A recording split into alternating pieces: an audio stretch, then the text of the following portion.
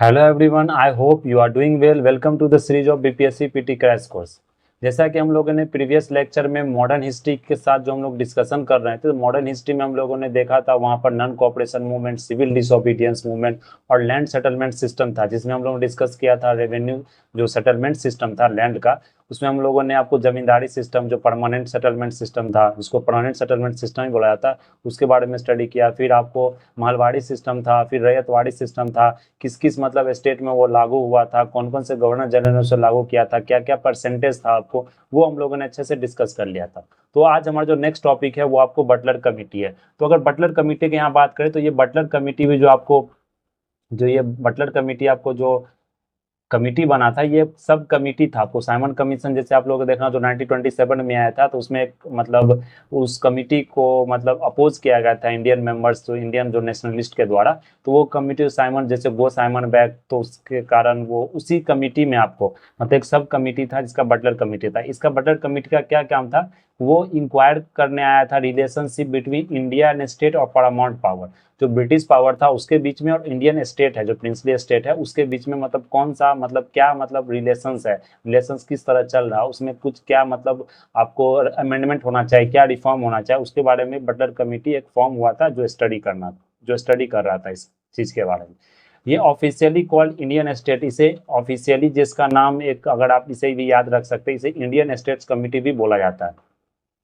अगर यहाँ देख ले तो ये viceroy and not governor general should be agent of paramount power relation to princes. तो अगर जैसे कोई भी मतलब प्रिंसली स्टेट्स है, तो वहाँ का जो आपको एजेंट है वो आपको वाइसराय होगा। गवर्नर जनरल आपको कोई भी पैरामाउंट पावर नहीं होगा एजेंट के रूप में, तो वो वाइसराय होगा। तो ये आपको बटलर कमेटी याद रखना, इसे इंडियन स्टेट्स कमेटी बोला था। मेनली ये इंडियन स्टेट और पैरामाउंट पावर के बीच में क्या रिलेशनशिप एस्टेब्लिश होना चाहिए उसके बारे में स्टडी करना था इसे। फिर अगर देख ले तो नेक्स्ट कौन था लाहौर सेशन। तो लाहौर जो कांग्रेस सेशन था, आपको अगर लाहौर कांग्रेस सेशन की बात करें तो ये आपको कब फॉर्म हुआ था, 1929 में फॉर्म हुआ था। इसमें जो प्रेसिडेंट उस समय कौन थे, जवाहरलाल नेहरू प्रेसिडेंट थे। उन्होंने हाइस्ट किया था जो न्यू एडॉप्टेड ट्राई कलर जो फ्लैग उन्होंने मतलब जो अडॉप्ट किया था, उस आपको फ्लैग को उन्होंने हाइस्ट किया था। वो रवि नदी है, जो रवि मतलब रावी नदी है उसके किनारे। और उस समय उन्होंने मतलब शपथ लिया था कि पूर्ण स्वराज हम लोग लेकर रहेंगे। तो पूर्ण स्वराज उनका शपथ था, उनका गोल था। मतलब उस समय जो मतलब आपको ट्राई कलर का जो हाइस्ट हुआ था, झंडा फहराया गया था नदी के किनारे, उस समय शपथ लिया गया था कि हम पूर्ण स्वराज लेकर रहेंगे। इसलिए जो 26 जनवरी उसी समय आप देखेंगे पूर्ण स्वराज दिवस ही मनाया जाता है। तो Congress decide to celebrate 26 January 1930 as the first independence day. तो इस समय जो 26 जनवरी 1930 को डिसाइड किया गया फर्स्ट इंडिपेंडेंस डे मनाया जाएगा। फिर उसके बाद सिविल डिसोबीडियंस मूवमेंट भी आपको आया। तो अगर जैसे रिवॉल्यूशनरी की बात करें तो सबसे पहले कुछ कुछ रिवॉल्यूशनरी आपको जो एसोसिएशन था, वो सबसे पहले आपको इसमें एक्सट्रीमिस्ट लीडर्स आपको ज्यादा शामिल थे, जैसे हिंदुस्तान रिपब्लिक एसोसिएशन, ये फर्स्ट एक रिवॉल्यूशनरी आपको एसोसिएशन था। ये हिंदू, इसको बाद में हिंदू सोशलिस्ट रिपब्लिक एसोसिएशन से नाम दिया गया। तो इसमें जो मतलब लीडर सब था फिरोज शाह, मतलब जैसे कोटला के नाम से फिरोज शाह, फिर under the leadership of Chandrashekhar Azad में से बनाया गया। भगत सिंह, सुखदेव, भगवती चरण वोहरा, विजय कुमार सिन्हा, ये सब इसके मेंबर थे। सोशलिज्म एट्स ऑफिशियल गोल, इनका जो गोल था वो सोशलिज्म लाने का मतलब पूरा इनका एम था। ये आपको फाउंड किया गया था अक्टूबर 1924, कानपुर में फाउंड किया गया था, बनाया गया था। राम प्रसाद बिस्मिल, जोगेश चंद्र चटर्जी एंड सचिन सन्याल जो फाउंडर्स थे आपको हिंदुस्तान रिपब्लिक एसोसिएशन का। तो यहाँ देख ले तो पंजाब जो यूनाइटेड प्रोविंसेस था, बिहार में भी मतलब ये फैला हुआ था। काकोड़ी रॉबरी इंसिडेंट आपको हुआ था उसी समय। तो जो काकोड़ी रॉबरी इंसिडेंट था, वो किसने, उसमें कौन कौन शामिल था, आपको बिस्मिल्ला खान, असफल्ला खान, रोशन सिंह एंड राजेंद्र लाहौरी, ये सब उसमें शामिल थे। फिर सॉन्डर्स मर्डर्स भी आप लोगों ने देखा हो। सॉन्डर्स मर्डर में कौन कौन शामिल थे, भगत सिंह, आजाद गुरु, राजगुरु। वो सॉन्डर्स को क्या किए, मार गिरा, मतलब उस समय गोली मार दी। फिर बॉम्ब, उस समय जो बॉम्ब हुआ था सेंट्रल रिवॉल्यूशनरी एक्ट है, बॉम्ब आपको सेंट्रल लेजिस्लेशन में फेंका गया था, किसके द्वारा फेंका गया था, तो वो आपको बोला था खुदीराम बोस के द्वारा जी फेंका गया था। और आजाद चंद्रशेखर आजाद भी थे। तो उसमें जो बॉम्ब आपको फेंका गया था, वो आपको वो इसलिए फेंका गया, जो प्रोटेस्ट वो करना चाहते थे, वो किसी को हार्म नहीं पहुंचाना चाहते, वो चाहते थे कि मतलब जो आपको जो प्रोटेस्ट है, जो पब्लिक सेफ्टी बिल है और ट्रेड डिस्प्यूट बिल है, उसको मतलब गवर्नमेंट वापस ले ले। वो रेस्ट्रिक्टिव था, मतलब आप सिविल लिबर्टीज में किसी कारण आप जैसे बाहर अगर गवर्नमेंट को किसी तरह का आप पर मतलब शक हो रहा तो वो आपको जेल में बंद कर सकते। इस तरह का सिविल लिबर्टीज को क्या करता था वो लोग, रिस्ट्रिक्ट करना चाहते थे, ब्रिटिश और रिस्ट्रिक्ट करना चाहता था। इसके कारण ये मतलब जो आपको सेंट्रल लेजिस्लेटिव बम को फेंका गया था, बम मतलब उसमें, तो उसमें प्रोटेस्ट किया गया था आपको पब्लिक सेफ्टी बिल और ट्रेड डिस्प्यूट बिल के खिलाफ। फिर एक चिटगोंग आर्मी रेड हुआ था, ये इंडियन रिपब्लिक का आर्मी ने किया था चिटगोंग में। ये सूरसेन, जो सूरसेन उस समय के रिवॉल्यूशनरी जो लीडर थे, उन्होंने मतलब इससे आर्मी रेड को लीड किया था। Plan was to occupy 2 main army, जो चिटगोंग में जो 2 मेन आर्मी था, जहाँ बहुत सारे मतलब बंदूक उंदूक मतलब वेपन्स रखा जाता, उसको सीज करना चाहता था और सप्लाई करना चाहता आर्म्स रिवॉल्यूशन, लेकिन ये मूवमेंट भी सक्सेसफुल नहीं हुआ था। फिर अगर सिविल डिसोबीडियंस मूवमेंट की बात करें, जो सीडीएम था, वो उस समय गवर्नर जनरल कौन था? Lord Irwin was the governor general. उस समय जो लाहौर कांग्रेस 1929 को हुआ था, उसी समय कांग्रेस ने ऑथराइज कर दिया कि हम लोग सीडीएम सिविल डिसोबीडियंस मूवमेंट यहाँ पर लॉन्च करेंगे। सिविल डिसोबीडियंस क्या मूवमेंट क्या हो गया? मतलब किसी तरह का जो गवर्नमेंट का जो अथॉरिटी है, किसी तरह गवर्नमेंट का रूल है, जो उस समय ब्रिटिश गवर्नमेंट था, उसको हम लोग फॉलो नहीं करेंगे। तो ये गांधी जी का वहाँ 11 पॉइंट्स था, गांधी जी ने उस समय आपको 11 पॉइंट्स रखे थे आपको इरविन के सामने। वो एडमिनिस्ट्रेटिव रिफॉर्म्स के बारे में लॉर्ड इरविन के सामने गांधी जी डिसाइड किए थे अगर वो, लेकिन लॉर्ड इरविन ने पूरा डिमांड को नहीं माना, तो गांधी जी डिसाइड किए कि हम लोग सिविल डिसोबीडियंस मूवमेंट्स को लॉन्च करेंगे। तो उन्होंने सबसे पहले कहा कि हम लोग साल्ट को जो गवर्नमेंट ने बैन कर दिया कि वो पब्लिक उसे नहीं बना सकती प्राइवेट, मतलब अपने प्राइवेट की तरह, मतलब वो क्या है कि गवर्नमेंट से आपको टैक्स देके वो साल्ट आप मतलब कि बना सकते हैं। तो गांधी जी ने आपको साल्ट का मतलब सत्याग्रह शुरू किया, तो वो सेंट्रल थीम था आपको सिविल डिसोबीडियंस, यहीं से सिविल डिसोबीडियंस मूवमेंट आपको शुरू होता है। तो सिविल डिसोबीडियंस मूवमेंट जो आपको शुरू हुआ था, वो 12 मार्च 1930 को आपको शुरू हुआ था। तो डेट यहाँ पर ध्यान रखना। गांधी जी स्टार्टेड हिस्टोरिक दांडी मार्च। दांडी मार्च जो उन्होंने स्टार्ट किया था, कहाँ से स्टार्ट किया था? साबरमती आश्रम से दांडी तक जो उन्होंने यह मार्च शुरू किया था। तो गांधी जी साल्ट लॉ को ब्रेक करते 6 अप्रैल 1930 को। तो मेन जो सिविल डिसोबीडियंस मूवमेंट जो आपको लॉन्च, मतलब जो मेन जो बना या लॉन्च, तो आपको 12 मार्च को हुआ था, लेकिन मेन जो सिविल डिसोबीडियंस जो एक्ट हुआ, वो आपको कब हुआ एक्शन? वो 6 अप्रैल 1930 को हुआ। तो ये क्वेश्चन भी बहुत बार बीपीएससी में आपको पूछा गया। तो ये सब डेट कम से कम याद रखें जो इंपॉर्टेंट डेट्स है। फिर धारसाना साल्ट वर्क्स, वहाँ भी वेस्ट कोस्ट है, वहाँ भी मतलब साल्ट का लॉ को ब्रेक किया गया। फिर चिटगोंग आर्मी रेड भी हुआ, जो मतलब बंगाल रिवर्सनरी जो लेट सूर्या सेन के द्वारा एक्ट किया गया था, वो भी आपको सिविल डिसोबीडियंस का काइंड ऑफ मूवमेंट था। फिर रीजनल अगर देखें साल्ट मूवमेंट कहाँ कहाँ हुआ था, तो तमिलनाडु में किन के द्वारा लीड किया गया था? सी राजा गोपालचारी द्वारा। ये याद रखें कौन से जगह किसने लीड किया था आपको। फिर from Tiruchirappalli to Vedaranyam to Tanjore coast में उन्होंने लीड किया था। मालाबार में केलप्पन द्वारा लीड किया गया था। उड़ीसा में गोपाल बहादुर चौधरी जी थे। बिहार में वहां पर कोई चौकीदारी टैक्स आपको पे नहीं करना, ये मतलब सिविल डिसोबीडियंस मूवमेंट का एक नियम था वहां पर। फिर मणिपुर और नागालैंड में Rani Gaidinliu at the age of 13 years उन्होंने रेज किया बैनर अगेंस्ट द ब्रिटिश, इन्हों को अरेस्ट भी कर लिया गया था। फिर प्रभात फेरीज, वानर सेना, मंजारी सेना, सीक्रेट पत्रिका, मैजिक लैंटर्न, ये सब भी आपको सिविल डिसोबीडियंस मूवमेंट्स के अंदर, ये सब मतलब चारों जितने भी मतलब कंट्री में सब जगह ये इस तरह के मतलब आपको एक्ट किए गए। फिर आपको अगर खान अब्दुल गफ्फार खान के बारे में पढ़े होंगे, तो ये नॉर्थ वेस्ट फ्रंटियर प्रोविंस में वहाँ उन्होंने मतलब लीड किया। तो ये मतलब इन्होंने नॉन वायलेंस रिवॉल्यूशनरी, जो वायलेंस की तरह मतलब नहीं करना, नॉन वायलेंस इन्होंने रिवॉल्यूशनरी माना जाता है इनको। ये खुदाई खिदमतगर्स रेड शर्ट्स मूवमेंट भी उन्होंने किया था, मतलब कि आपको नॉर्थ वेस्ट फ्रंटियर प्रोविंस में। याद रखेंगे नॉर्थ वेस्ट फ्रंटियर किसने लीड किया था? खान अब्दुल गफ्फार, उनका मूवमेंट था खुदाई खिदमत और रेड शर्ट्स मूवमेंट। अगर असम की बात करें तो असम में एंटी कनिंगम सर्कुलर एजिटेशन वहाँ होता है। इसके मतलब क्या होता है एंटी कनिंगम सर्कुलर? मतलब यहाँ कनिंगम जो वहाँ का गवर्नर था, उन्होंने क्या मतलब उसने क्या किया था आपको, वो एजिटेशन जो स्टूडेंट्स बोला गया था, कोई भी स्टूडेंट्स कोई भी मतलब कॉलेज का या स्कूल्स का वो पार्टिसिपेट नहीं करेगा किसी तरह का कोई मूवमेंट में, रिवॉल्यूशनरी मूवमेंट है, लेकिन फिर भी स्टूडेंट ने क्या किया आपको अगेंस्ट गया, जो कनिंगम सर्कुलेशन उसके अगेंस्ट गया, और वो मतलब जो पार्टिसिपेशन स्टूडेंट्स का रोका गया था पॉलिटिकल एक्टिविटीज में, वो स्टूडेंट ने नहीं माना। तो ये आपको असम में मतलब जो रिवॉल्यूशनरी एक्ट हुआ था। फिर यूपी और आगरा और रायबरेली में देखें तो वहाँ no revenue no rent campaign, वहाँ किसी तरह का रिवेन्यू पे नहीं करना, किसी तरह का रेंट आपको नहीं देना। तो देख रहे हैं कि किस तरह से मतलब आपको रिवॉल्यूशनरी एक्ट आपको आगे जाके शुरू हो गया। फिर अगर राउंड टेबल कॉन्फ्रेंस देखें, ये भी बहुत एक इंपॉर्टेंट टॉपिक है राउंड टेबल कॉन्फ्रेंस। तो जो सबसे पहला राउंड, इसको आप इस तरह से भी याद रख सकते हैं, नीड सम नोट्स, क्योंकि ये डेट याद रखना, डेट भी पूछा जाता है। तो अगर ये एक मतलब निमोनिक से आपको ट्रिक है याद रखने का, तो एन से नवंबर हो गया, एस से सितंबर हो गया, फिर एन से नवंबर हो गया। तो 1930 से शुरू हुआ था, 1932 में आपको ये खत्म हुआ था। तो फर्स्ट राउंड टेबल कॉन्फ्रेंस जो हुआ था लंदन में, ये नवंबर 1930 में शुरू हुआ था, जनवरी 1931 को ये खत्म हुआ था। तो ये आपको यहाँ याद रखना है। उस समय का वो ब्रिटिश कौन था? पीएम राम से मैकडोनाल्ड और लेबर पार्टी ब्रिटिश था वहां पर। कांग्रेस ने बाइकआउट किया था वो, क्योंकि उस समय वो सीडीएम लॉन्च किया था आपको, जो सिविल डिसोबीडियंस मूवमेंट था। फिर आपको लिबरल्स, मुस्लिम लीग्स और डिप्रेस क्लास वो लोग प्रेजेंट थे, वो लोगों ने पार्टिसिपेट किया था। अगर भीमराव अम्बेडकर की बात करूं, उन्होंने तीनों राउंड टेबल कॉन्फ्रेंस में पार्टिसिपेट किए थे। फिर रिकमेंडेशन जो मिला था कि all India federation of British India provinces आपको बनेगा, मतलब पूरे और स्टेट्स में। फिर आईएनसी जो इंडियन नेशनल कांग्रेस, उसको पार्टिसिपेट करने के लिए सेकंड राउंड टेबल कॉन्फ्रेंस में बताया गया, जिसमें लॉर्ड इरविन ने मतलब कुछ कुछ बातें गांधी जी की मान ली। तो गांधी जी ने कहा ठीक है, हम राउंड टेबल कॉन्फ्रेंस में पार्टिसिपेट करेंगे। अम्बेडकर जी ने सभी राउंड टेबल कॉन्फ्रेंस में पार्टिसिपेट किए। अगर सेकंड राउंड टेबल कॉन्फ्रेंस की बात करें, ये भी लंदन में हुआ था। ये उस समय वायसराय कौन था? Lord Willingdon. तो सितंबर ये 1931 में हुआ था, देख सकते हैं नीट सम नोट्स में। तो सितंबर एस से सितंबर 1931 में ये गांधी जी द्वारा रिप्रेजेंट किया गया था। गांधी जी उसमें पार्टिसिपेट किए थे। आपको गांधी जी वहां पर आपको जिन्ना को बोल दे, क्योंकि वहां भी सेपरेट इलेक्टोरेट्स का, सेपरेट नेशंस का जिन्ना ने बात किया, तो वो गांधी जी ने बोला नहीं, ये कम्युनल प्रॉब्लम हो जाएगा, इसे हम लोग यहाँ पर मतलब रिजॉल्व नहीं कर सकते, ये खारिज कर दिया है, हम इसमें भाग नहीं लेंगे। तो गांधी जी ने क्या किया, वहां से वापिस आ गए।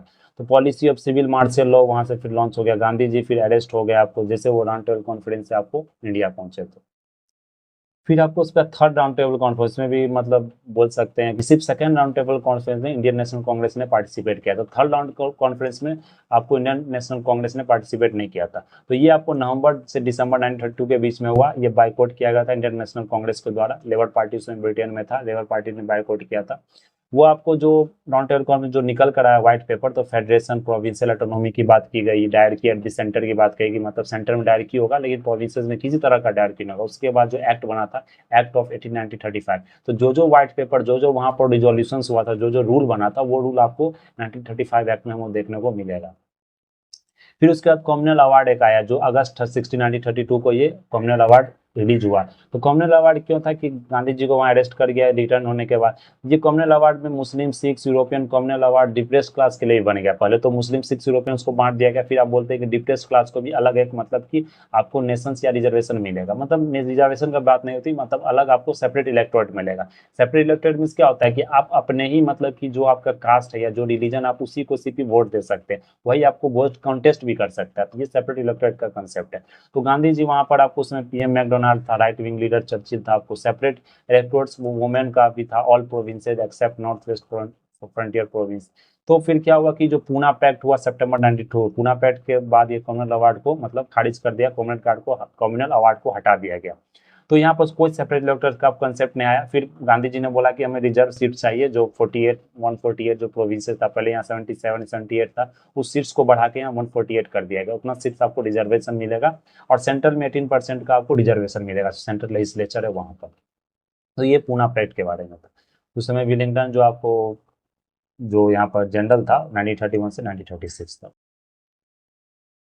तो फिर ये गांधी इरविन का जो टॉक है वो इनिशिएट हुआ था, उसका देख सकते हैं ये फरवरी 1931 में। इसके बाद ही गांधी जी ने आपको सेकंड राउंड टेबल कॉन्फ्रेंस में भाग लिए थे। तो 14 फरवरी 1931 को ये इनिशिएट हुआ था। सर टीवी सप्रू और सर एम जयकर मतलब इसमें पार्टिसिपेट। गार्विन इम्पैक्ट में क्या था आपको, ये गांधी जी के मतलब द्वारा साइन किया गया था, लेकिन ये बिहाफ में कांग्रेस लीडर इरविन के बिहाफ में ये साइन किया था। मतलब गांधी जी साइन किया था और इरविन के बिहाफ में ये साइन हुआ था आपको।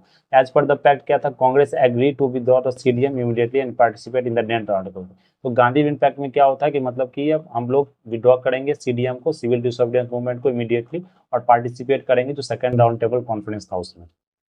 तो गांधी जी का जो यहाँ पर मतलब जो मेन जो डिमांड था, वो डिमांड देके तो गांधी जी ने कहा कि जितना पॉलिटिकल प्रिजनर्स है, जो मतलब वायलेंस में पार्टिसिपेट नहीं किया, किसी तरह का उन्होंने हिंसा नहीं किया, उनको आप छोड़ दें। फिर रिस्टोर कॉन्फिस्केटेड जितना प्रॉपर्टी था सत्याग्रही का, प्रॉपर्टी को आप मतलब कॉन्फिस्केट नहीं करें, मतलब कब्जा नहीं करो, प्रॉपर्टी को आप रिलीज कर दें। फिर परमिट पीसफुल पिकेटिंग का जो परमिट है, लिक्वल का, फॉरेन क्लॉथ्स का जो शॉप है, वो आप मतलब कि रहने दो, वो मतलब हम लोग उससे जारी रखेंगे। फिर जो फ्री कलेक्शन ऑफ साल्ट था, वो मतलब कि जैसे आप जो साल्ट में टैक्स लगाते उसको पूरी तरह से आप हटा दें। फिर जो कराची सेशन था उसको रेटिफाई करना था। फिर जो कांग्रेस जो डिफाइन स्वराज जो मीन्स था, जो स्वराज जो कांग्रेस का डिमांड था, वो गोल था स्वराज, पूर्ण स्वराज, उसको आप डिमांड को पूरा करें। तो ये गांधी जी का यहाँ डिमांड था। फिर जो कांग्रेस सेशन ऑफ कराची हुआ था वो 29 मार्च 1931 को हुआ था। ये मतलब रेटिफाई गांधी जी पैक्ट को रेटिफाई करने किया। उस समय प्रेसिडेंट कौन थे, जो प्रेसाइड किए थे प्रेसिडेंट कांग्रेस सेशन का, वो सरदार पटेल जी थे। अडॉप्टेड रिजोल्यूशन फंडामेंटल राइट्स का वहाँ रिजोल्यूशन हुआ था, नेशनल इकोनॉमिक प्रोग्राम भी वहाँ बना था। ये 4 जनवरी 1932 को गांधी जी फिर से अरेस्ट हो गए, जो सेकंड आपको सीडीएम जो लॉन्च हुआ था उसके बाद लॉन्च हुआ, मतलब उसका सेकंड सीडीएम आपको लॉन्च हुआ। फिर अगर कॉमनल अवार्ड, मैकडोनाल्ड अवार्ड की यहाँ बात करें तो मतलब हम लोग देख सकते हैं उसी चीज को डिस्कस कर ले कि यहाँ पर डेट के फॉर्म में दिया हुआ, मतलब ज़्यादा डिटेल में। अगर 16 अगस्त 1930 को कॉमनल अवार्ड हुआ था, ये आपको डिप्रेस्ड क्लास को माइनॉरिटी का मतलब बोला कि डिप्रेस्ड क्लास को एक माइनॉरिटी बताया जा रहा है।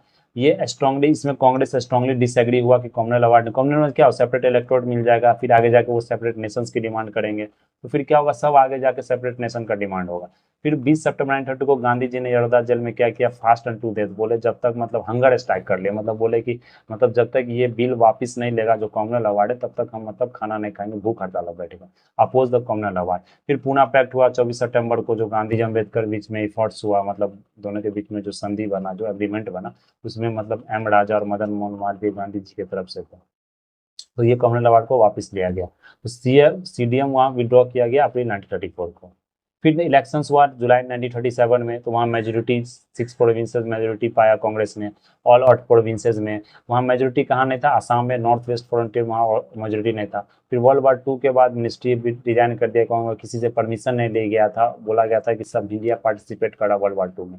लॉर्ड लिलिंथ को यहाँ पर क्या था उस समय, वाइसराय था। फिर जो वर्ल्ड वार 2 हुआ, वो आउटब्रेक जो हुआ किस तरह हुआ, तो वर्ल्ड लिलिंथ को यूनिलैटरली डिक्लेयर्ड, यूनिलैटरली बिना किसी से परमिशन ले, बिना किसी से पूछे बोल दिया कि इंडिया हम लोग को पूरी तरह मतलब कि वर्ल्ड वार 2 में पार्टिसिपेट करा, सपोर्ट करा। ये 1 सितंबर 1939 को हुआ था शुरू। कुकी रिवोल्ट आपको अगर देख ले, जेलंगा मूवमेंट मणिपुर में हुआ था 1970-1920 में। इसमें लीडर कौन था, जेमी लियांगना रोनोमी tribes against British policies of recruiting labour during the first law.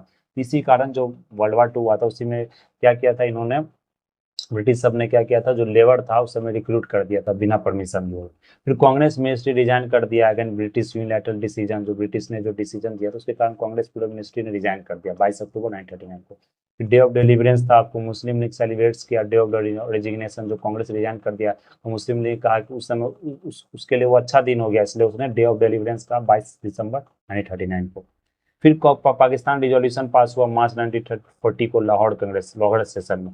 तो वह पाकिस्तान फॉर्मेशन फॉर पाकिस्तान हुआ, उसमें सेपरेट डिमांड रखा होमलैंड फॉर, उसमें सिर्फ मुस्लिम आपको पॉपुलेशन आपको वहाँ रहेगी।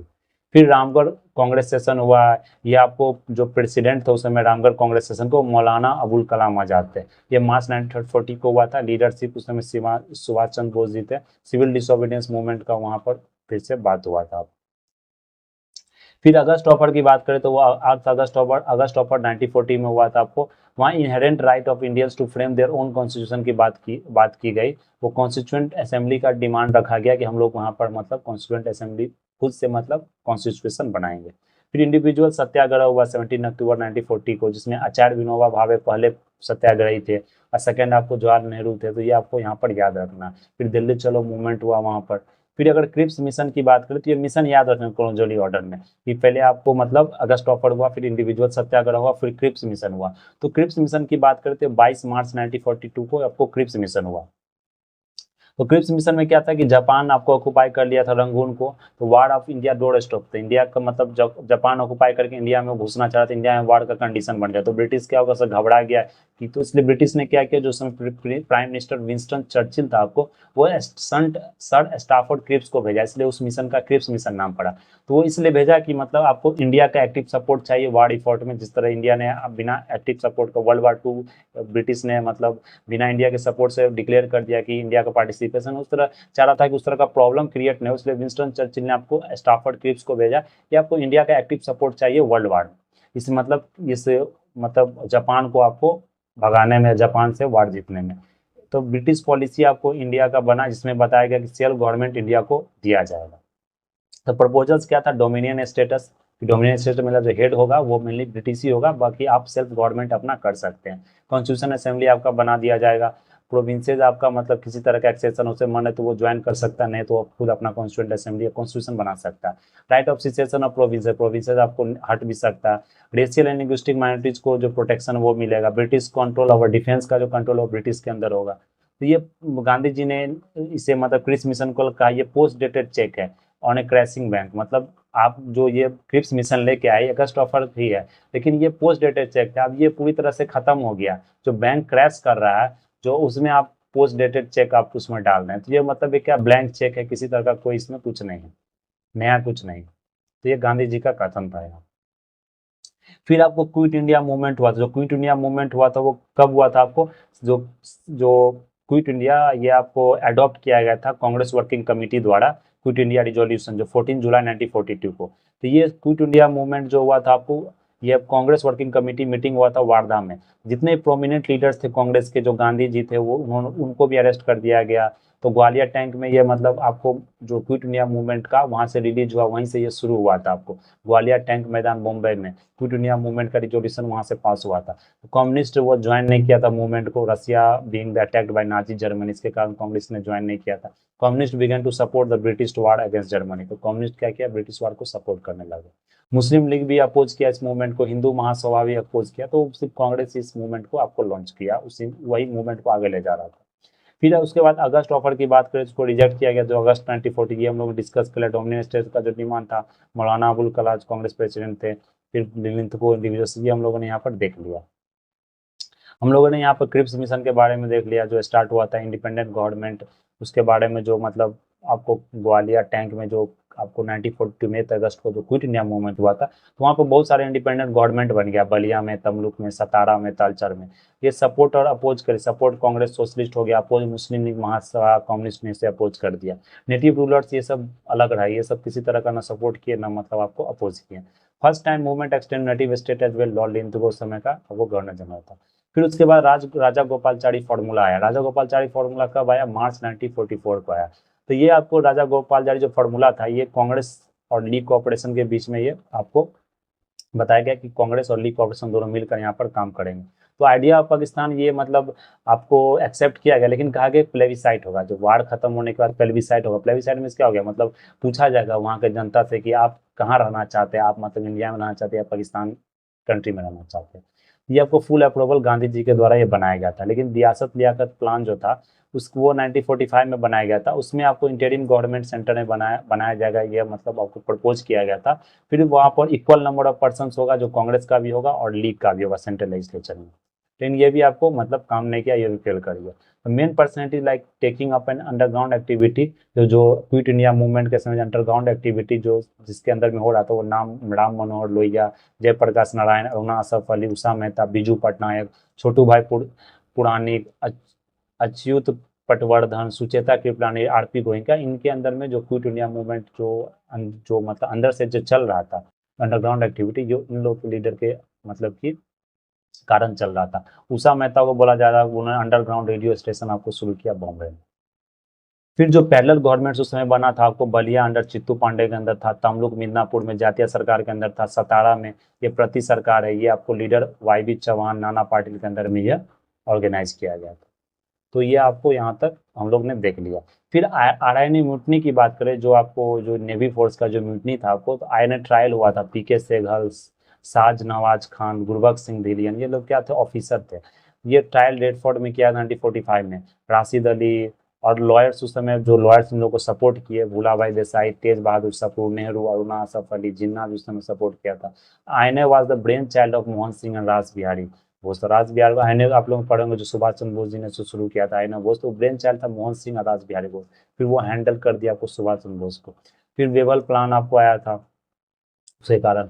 फिर आईएनए जो मुटनी हुआ था फरवरी 18 1946 को हुआ था बॉम्बे में। एचएमएस तलवार जो एक मतलब आपको जो नेवी था उसके अंदर में हुआ था। ये क्योंकि रेशियल डिस्क्रिमिनेशन था वहाँ, मतलब अच्छा से खाना नहीं दिया जाता था, जो बासी भोजन होता वो दिया जाता था, अच्छा से बिहेव नहीं किया जाता था, सैलरी कम दिया जाता था। इसी कारण क्या क्या म्यूटनी हुआ आपको। वल्लभ भाई पटेल जिन्ना ये परसुएड किया रेटिंग टू सरेंडर, ये अरेस्ट बीसी दत्ती उस समय अरेस्ट भी हुआ था।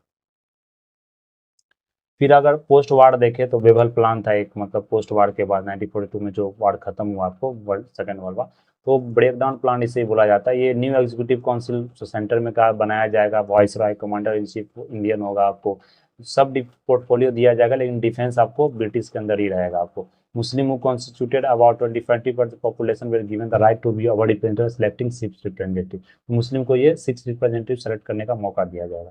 फिर शिमला कॉन्फ्रेंस हुआ, इसमें लीडर लॉर्ड वेवल ने इन्वाइट किया कॉन्फ्रेंस 21 इंडियन पॉलिटिकल लीडर्स को। तो डिस्कशन वहाँ आपको स्टक हो गया, बंद हो गया, क्योंकि मुस्लिम रिप्रेजेंटेशन का सिलेक्शन आपको वहाँ मुस्लिम मतलब जो लीग था उन्होंने सेटिस्फाई नहीं हुआ।